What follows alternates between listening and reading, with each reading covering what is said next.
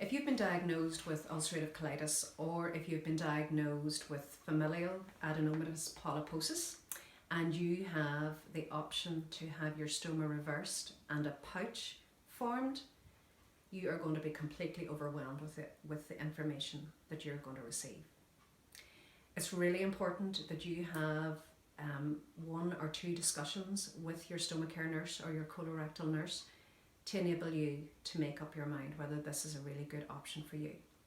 So I thought it would be a really good idea just for me to give you a little introduction as to what a pouch is. So you will have had your stoma forming surgery, and you come back in and meet with the surgeon, and they will have to discuss whether you are going to have your rectum removed or whether you're going to have another procedure to form a pouch inside.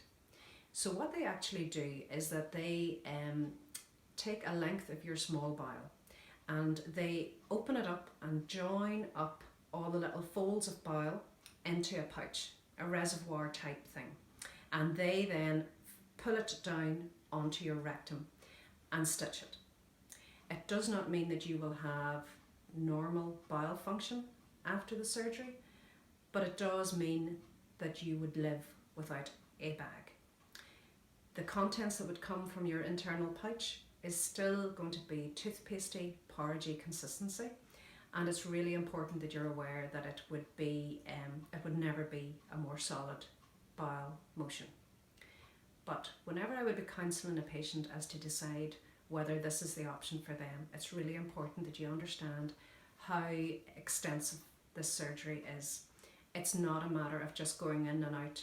There's a real learning curve after it, and there are no guarantees that you are going to have a similar quality of life after this really complex procedure.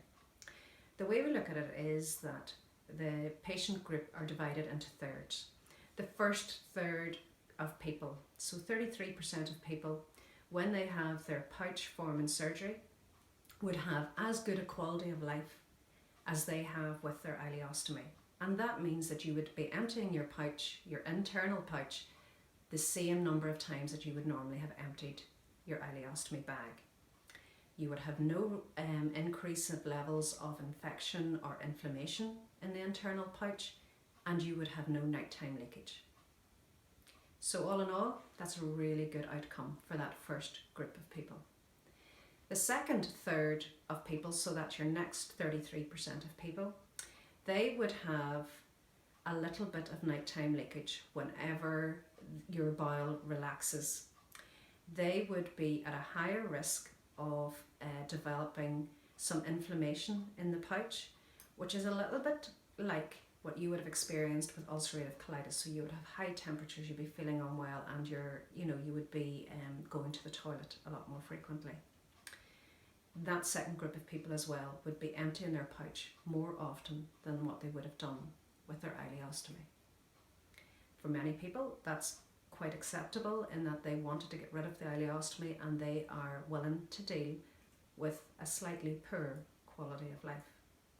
The final section of people, so the last 33% of people, their pouch has given them a much poorer quality of life. They would suffer from pouchitis, which is very similar to your ulcerative colitis, in that your temperature would rise periodically, you would have an increased amount of times that you are going to the toilet, and you would be on antibiotics periodically, and you would be feeling unwell. You would also have a greater risk of having leakage, in that you wouldn't be 100% continent, that you don't have good control of that output coming out. And it's really important that you get counselled about all of this information before you make the decision about proceeding on with pouch surgery, because there is actually no guarantee as to where you would fall within that group. Now, there are some patients living with an internal pouch for a good 15-20 years, and they are doing absolutely fantastically. And if you speak to somebody and that is their experience, of course you're going to be very encouraged. But it's just really important that you have all the facts before you make that decision, because it's really tough surgery afterwards.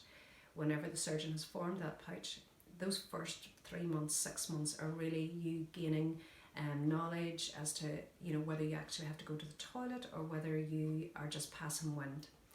your stomach care nurse and your colorectal nurse will be there to support you through that. But it's just really important that you have all the facts before you make that decision.